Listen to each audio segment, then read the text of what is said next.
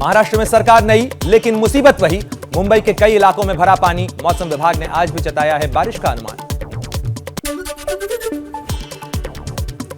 मुंबई में लगातार हो रही बारिश से बुरा हाल। दादर समेत कई स्टेशनों पर local train late. Dadar station पर हजारों यात्री फंसे। कई इलाकों में पानी भरा है। मुंबई के हिंद माता का नहीं बदला हाल। हर बारिश की तरह इस बार भी इलाके में पानी भरा है। पानी में डूबी नजर आ रही है गाड़ियां। धीमी रफ्तार से दिखता है ट्रैफिक। मुंबई के अंधेरी में सबवे पानी में डूबा। बारिश से बाढ़ जैसे हालात। सबवे फंसी एक गाड़ी को निकालने की कोशिश करती दिखी। पुलिस को ट्रैफिक डायवर्ट करना पड़ा। आने वाले 5 दिनों में कोंकण तट पर भारी बारिश की आशंका जताई गई है। मुंबई में भी होगी भारी बारिश। महाराष्ट्र के रायगढ़, रत्नागिरी में बारिश के लिए ऑरेंज अलर्ट जारी किया गया है। गुजरात के सौराष्ट्र इलाके में भी जोरदार बारिश। वलसाड़ में तेज बारिश के बाद कई इलाकों में जलभराव की तस्वीरें नजर आईं। 4 घंटे में 5 इंच बारिश हुई। सूरत, नवसारी, डांग, तापी, वलसाड़ के जिलों में अगले 3 दिनों में और बारिश होने की संभावना जताई गई है। उत्तर भारत में दिल्ली समेत कई इलाकों में मानसून दस्तक दे चुका है। मौसम विभाग के पूर्वानुमान के मुताबिक आज भी पूरे दिन बारिश होने की संभावना है। दिल्ली के नजफगढ़ इलाके में मानसून की पहली बारिश से हाल हुआ बेहाल। पूरे इलाके में पानी भर गया है। जलभराव की वजह से कई दुकानें बंद करनी पड़ी। लोगों की गाड़ियां भी पानी में डूबी हैं।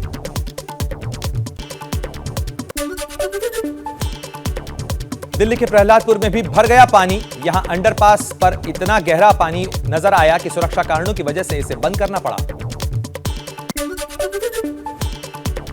बिहार के कटिहार में महानंदा रीगा नदी का जलस्तर तेजी से बढ़ता नजर आ रहा है, जिसकी वजह से कई गांवों पर बाढ़ का पानी घुसने लगा है।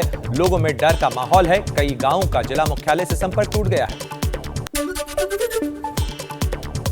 नेपाल और उत्तर बिहार में जोरदार बारिश की वजह से बाढ़ के हालात बनना शुरू हो गए हैं।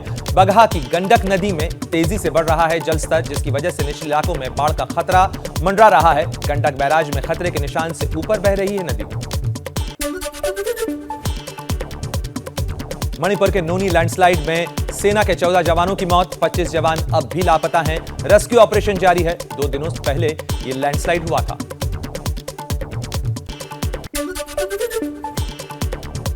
दक्षिण कर्नाटक में जोरदार बारिश। कोरीपड़ी में तेज बारिश के कारण पहाड़ से गिरा मलबा। दक्षिण कर्नाटक में बारिश की वजह से स्कूल बंद कर दिए गए हैं। भगवान जगन्नाथ की वार्षिक यात्रा आज से शुरू होगी। ओडिशा के पुरी में निकाली जाएगी भव्य यात्रा। मान्यता है कि भगवान जगन्नाथ अपनी बहन सुभद्रा को द्वारिका के दर्शन कराने ले जाते हैं। जगन्नाथ रथ यात्रा में लाखों की भीड़ जुटती है। गुजरात के अहमदाबाद में भगवान जगन्नाथ की रथ यात्रा का आयोजन। गृह मंत्री अमित शाह ने जगन्नाथ मंदिर में मंगला आरती की। कड़ी सुरक्षा के बीच रवाना हुई रथ यात्रा।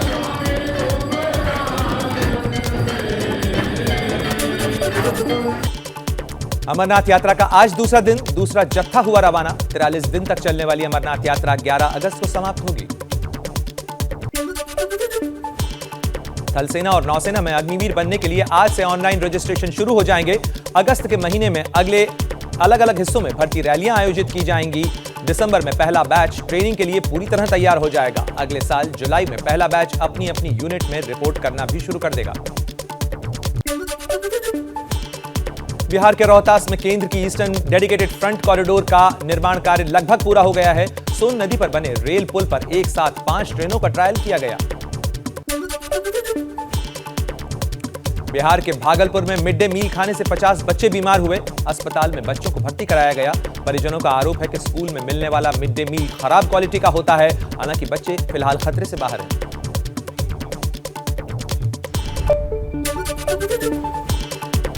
यूपी के प्रतापगढ़ में मदरसा पर चला बुलडोजर। मदरसे की अवैध बाउंड्री को तोड़ा गया। सरकारी जमीन पर हुआ था अवैध निर्माण।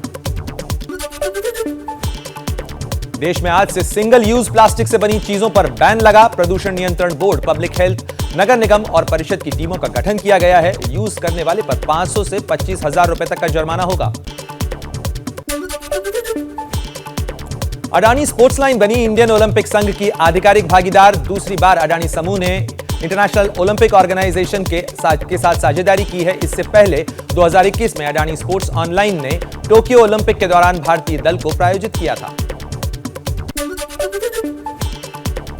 महाराष्ट्र में 9 दिन से चल रही उठापटक का अंत, एकनाथ शिंदे सीएम बने।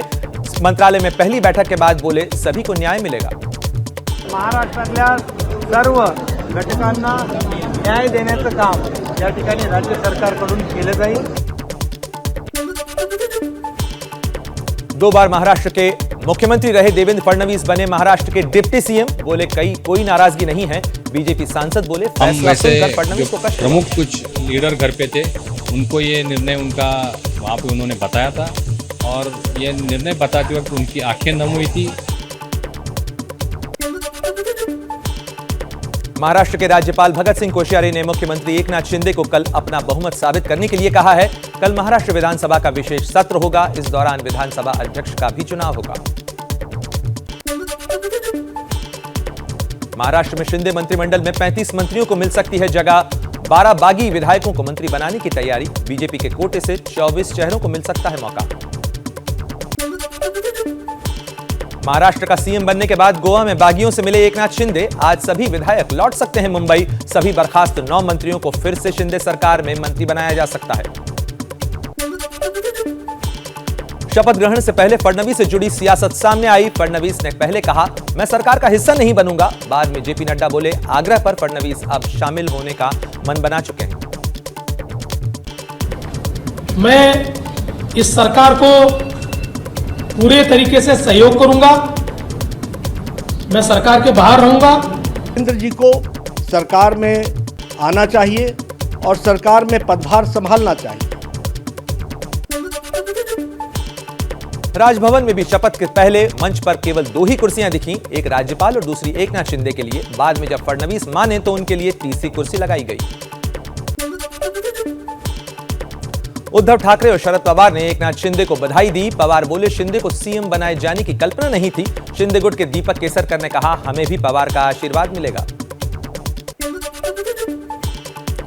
पात्रा चौल जमीन घोटाले में ईडी के सामने शिवसेना प्रवक्ता संजय राउत की पेशी। सूत्रों के मुताबिक संजय राउत दोपहर तक ईडी के सामने पेश होंगे।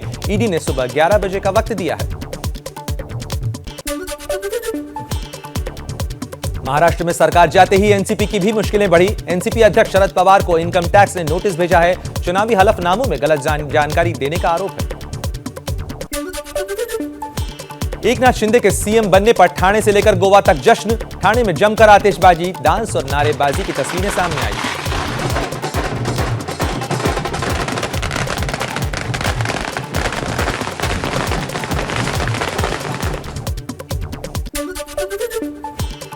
बीजेपी अध्यक्ष जेपी नड्डा हैदराबाद में रोड शो करेंगे। कल 3 जुलाई को हैदराबाद में होगी राष्ट्रीय कार्यकारिणी की बैठक। आज शाम 3 बजे हैदराबाद के शमशाबाद में नड्डा का रोड शो होगा। कांग्रेस सांसद राहुल गांधी आज से 3 दिन तक अपने संसदीय क्षेत्र केरल के वायनाड के दौरे पर होंगे। सूत्रों के मुताबिक जिला कांग्रेस कमेटी पर राहुल का स्वागत किया जाएगा। 24 जून को वायनाड में राहुल गांधी के संसदीय कार्यालय में तोड़फोड़ हुई थी। बिहार के नवादा में भी उदयपुर के कन्हैया हत्याकांड का विरोध हुआ, लेकिन वहां वीएचपी नेता के बयान पर विवाद खड़ा हो गया। कैलाश विश्वकर्मा ने कहा हिंदू अपने घरों में हथियार रखें। जो कन्हैया लाल के निर्मम हत्या किए हैं उनको उचित से उचित दंड देते हुए बीच चौराहे पर हिंदुओं को सौंपकर फांसी पर लटकाया जाए। 2 और 3 जुलाई को प्रधानमंत्री मोदी का तेलंगाना दौरा। साइबराबाद भी जाएंगे पीएम। बीजेपी कार्यकारिणी की बैठक में हिस्सा लेंगे। मोदी के दौरे के लिए सुरक्षा इंतजाम चाक चौबंद किए गए हैं। मथुरा में शाही ईदगाह मस्जिद विवाद मामले में आज महत्वपूर्ण सुनवाई होगी। याचिका में मस्जिद का सर्वे कराने समेत कई मांगे की गई हैं। उदयपुर हत्याकांड के बाद आज पहला शुक्रवार, जुमे की नमाज को लेकर पुलिस अलर्ट पर। चप्पे चप्पे पर सुरक्षा बल तैनात किए गए हैं। कन्हैया लाल की हत्या के बाद से पूरे राज्य में 1 महीने के लिए धारा 144 लागू है।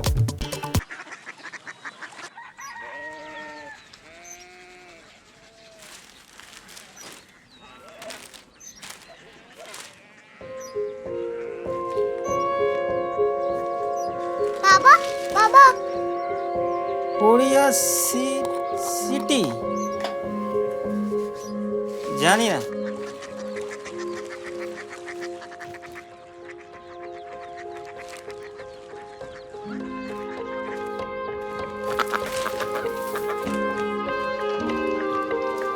Korea city.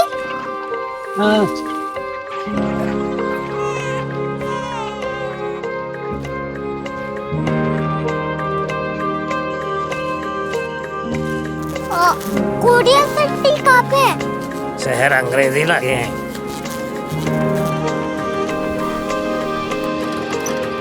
Korea city.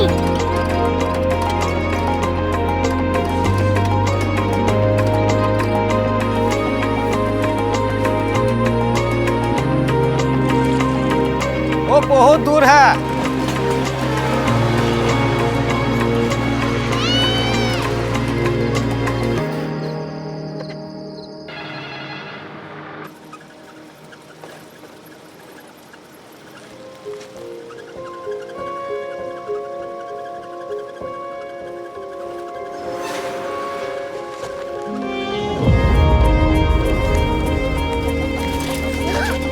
Korea city.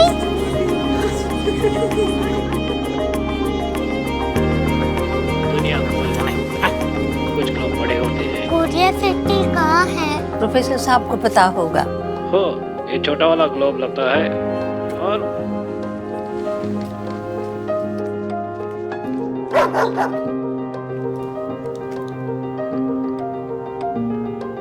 पता नहीं, मेरी बेटी से जाके मिल लो, शायद उसे मालूम हो।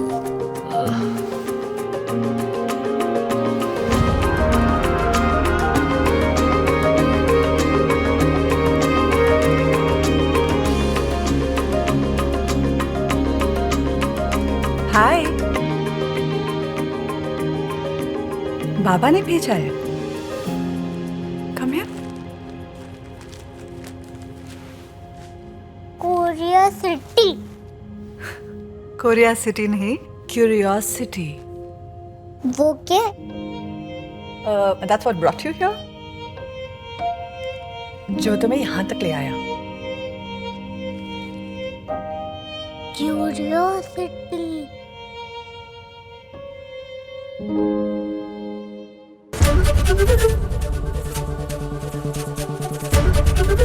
एबीपी न्यूज आपको रखे आगे।